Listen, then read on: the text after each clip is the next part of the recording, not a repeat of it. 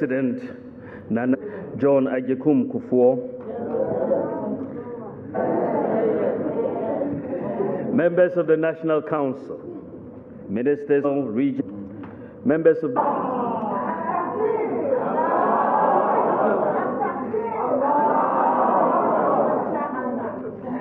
I thank the Almighty God for this historic day. I want to express my profound gratitude and appreciation to His Excellency the President, Nana Addo Dankwa Akufo-Addo, for the honor of reaching out again to select me for the 4th time to serve as his running mate.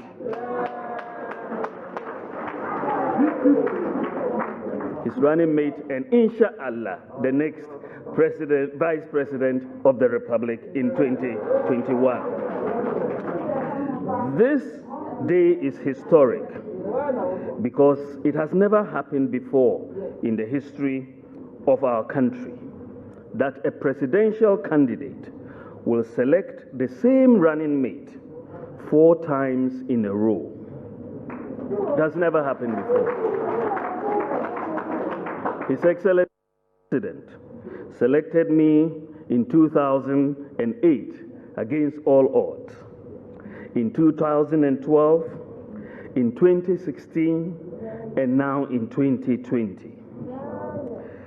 Ladies and gentlemen, this tells you about the man, Nana Addo Dankwa Akufo-Addo, that I have come to know over the last few years. He is a strong leader. He's a caring leader, a God-fearing leader, a trustworthy leader, and a in 2012. And he could have dropped me in 2016. Mr. President, I'll never take the trust and loyalty of your mandate as President. Sir, it has been a privilege and an honor working for you, and I thank you for giving me the opportunity. God bless you. Mr. President, you have chosen me for the 4th time, and inshallah, the people of Ghana will give you 4 more years to do more for Ghanaians. Furthermore, I wish to express my heartfelt gratitude for their overwhelming endorsement of my nomination. What can I say more in appreciation to all members and sympathizers of the... You've appreciated me, and I say God bless you all. Of my family, my parents, friend Kwabena Boydu, and my entire family, I thank you all very much. As a believer in and practitioner of the liberal democratic values and principles of the Dankwa Dombo Buzia tradition, like all of you here, I have been inspired throughout my life by the thinking and deeds, sacrifices and accomplishments of such great political icons of our country and party, such as Dr. J.B. Dankwa, Chief S.D. Dombo, Edward Akufo-Addo, William Oforiatta, Alhaji Yakubu Tali Tolona, Bechibi Lampe, Professor K. Buzia, Jatoka Leo, Naba Ifa Kabo, Alhaji Aliu Mahama, C.K. Tedam, S.G. Anto, Alberta Jude Boahing, Araram Ponsa, J.B. Darocha, Hawa Yakubu, Gladys Asma, J.H. Mensah, and our own gentle giant, the great J.A. Kufuor, among others. Without them, I would not be here. I'm so indebted to so many men and women for recognition to ensure that the sacrifices of these great men and women made by the President, Nana Addo Dankwa Akufo-Addo, and our great party. It is a responsibility I will execute. I associate myself with the view of my boss, President Nana Addo Dankwa Akufo-Addo, that politics is a call to service. It is about serving your country and delivering concrete results that improve on the welfare of your fellow citizens. I believe that an opportunity to serve Ghana is an opportunity and a privilege to serve all Ghana, regardless of ethnicity, gender, religion, education, income, and so on. It is in this context, Dodankwa, 28% of the promises we made to the people of Ghana and across the spectrum of economic and social policies. We have not only delivered on our promises, we have performed much better than the incompetent alternative. Much, much better. They say we have short memories, but I don't think you can say that about the elephant. We recall that 8 years in office, after 8 years in office, the result of their economic mismanagement was declining growth, high and constantly rising inflation, rapidly depreciating currency, loss of business confidence, high unemployment, probably 5% average annual increase in electricity prices, increases in taxes, the freeze on public recruitment, cuts in research allowances, termination of teachers and nursing training allowances, corrupt practices associated with acquisition of passports, driver's licenses, and so on. Finally, they ended up with the IMF for a bailout. Notwithstanding this abysmal performance in office, they are still trying to make a comeback to give us an additional dose of their incompetence. Mr. Chairman, I know they don't read, but I read the data, but they should try to understand it so that they don't mislead Ghanaians like their mosquito general tried to do after the verdict of the Supreme Court on Thursday. If they study the data, they would realize that. Mr. Chairman, any claim to better management of the economy must ultimately reflect in the lives of the people. How have we been able to reduce the suffering of our people and make life easier for them after 3.5 years in office? Exactly what President Nana Akufo-Addo has done. We have ended the suffering associated with Dumso. We have reduced electricity tariffs by 10.9% compared to a cumulative increase of 264% under the NDC. And we have further reduced tariffs by 50% for the months of April, May, and June this year. We provided free water for households in April, May, and June. Petroleum prices have increased by half the rate that they did in the public sector. We've recruited over 550,000 people. We've abolished fees for postgraduate medical training, increased the share of the District Assembly Common Fund to the disabled. We've exempted Kayaye from market tolls. We've ensured the implementation of our promise to employ 50% of the persons who manage the country's toll booths from amongst persons with disabilities. We've restored the teacher training allowance, restored the nursing training allowance, restored the book and research allowance. We are paying professional allowances to teachers. The 3-month arrears policy, salary arrears policy for teachers has been abolished. We are absorbing the cost of BEC and WACSI exam registrations. We've sent 40 students from our Zongo and inner city communities on scholarship to Cuba to study medicine. We've abolished 15 taxes, including taxes on financial services, real estate, airline, and so on. We've reduced import duties by 50% generally and 30% on cars. We've made it easier through digitization to apply for a passport, to apply for a driver's license, to obtain your pension when you retire, to buy electricity through the ECG app. We've made it easier to apply for scholarships. We've made it easier to send money and receive money from people through mobile money interoperability. We've made it easier to renew your NHIS membership, to register a business, and we have reduced the corruption associated with obtaining services from the public service. We've saved the NHIS from collapse. We are providing 600 million Ghana cedis to small businesses. We've made seeds and fertilizers and extension services available to farmers.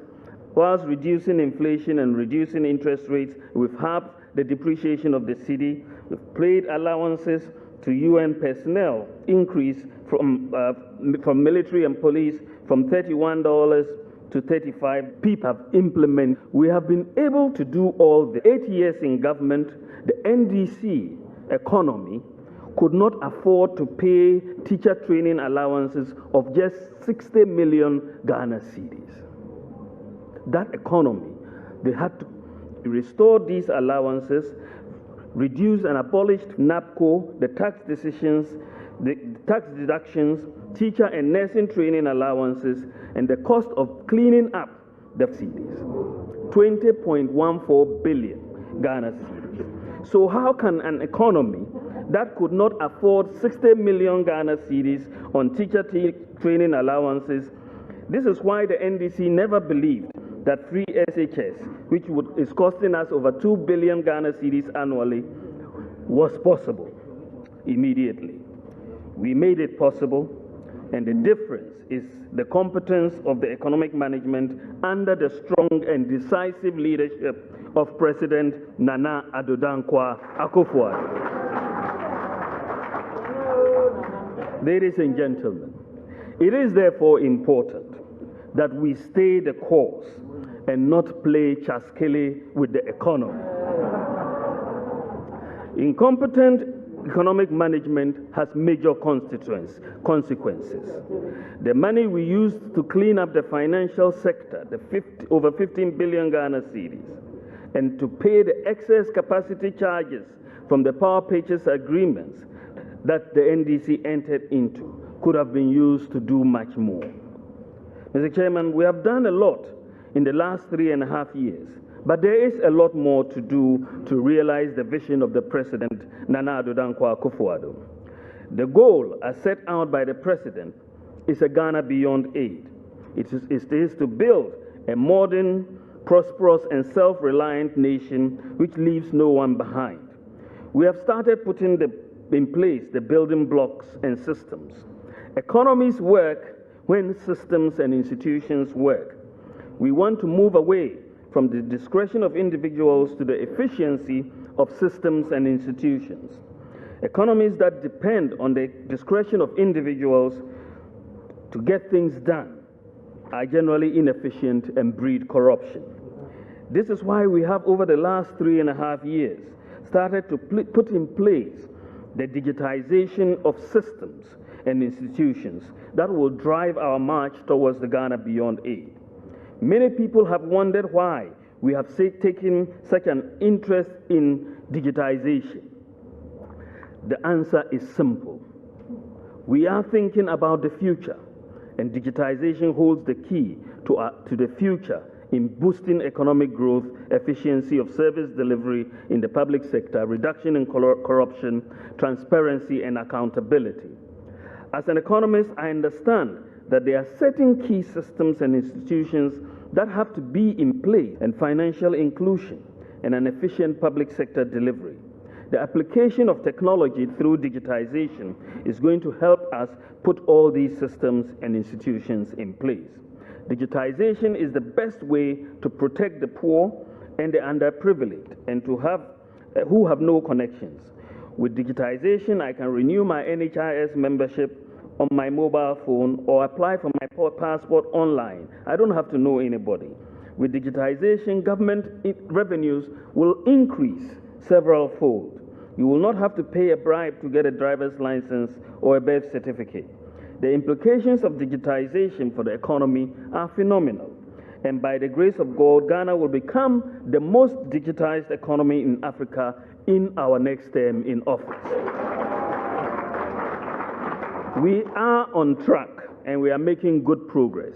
By the end of this year, most adults will have the national ID cards, and all houses by the end of this year are being provided unique Ghana Post digital addresses, which we will start putting the plates on each house. So far, we have finished uniquely identifying about 2.5 million houses, and we have 1.5 to go, and we will complete that before the end of the year, and then the posting of the addresses on the houses will start. By next year, all government services can be obtained and paid for electronically at one portal.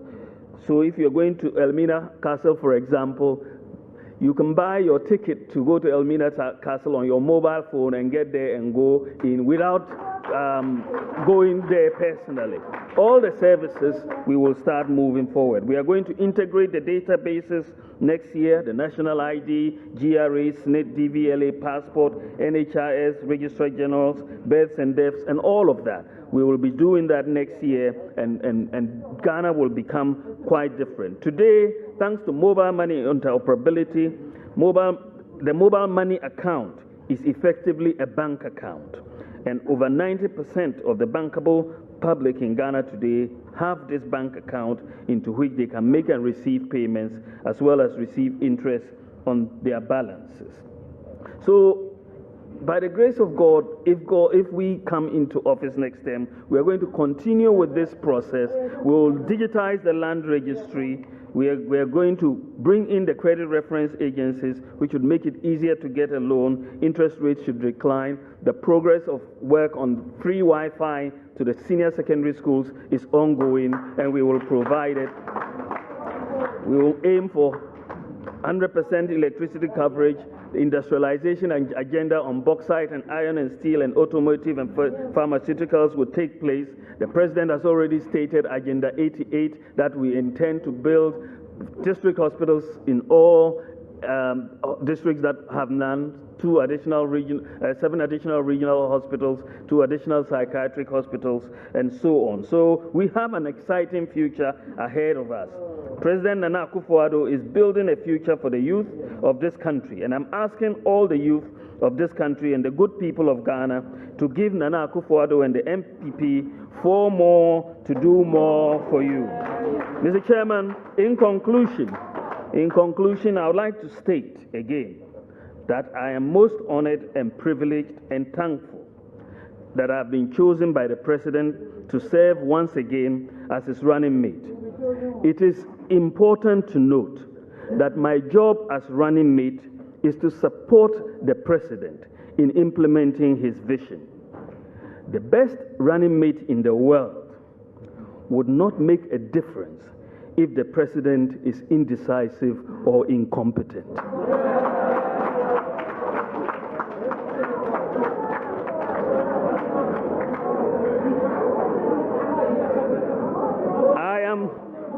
I am thankful. I said that the best running mate in the world will not make a difference if the President is indecisive or incompetent. I am thankful that in the President Nana Addo Dankwa Akufo-Addo, I have a strong, decisive, incorruptible, and competent President to work for. Mr. Chairman, all I can say now is that I wholeheartedly and with all humility accept the nomination, and I am ready and prepared to serve. I say to President Nana Addo Dankwa Akufo-Addo, the NPP, and Ghanaians that I am reporting for duty as running mate to His Excellency President Nana Akufo-Addo, the current and inshallah the next President of the Republic of Ghana. Thank you for your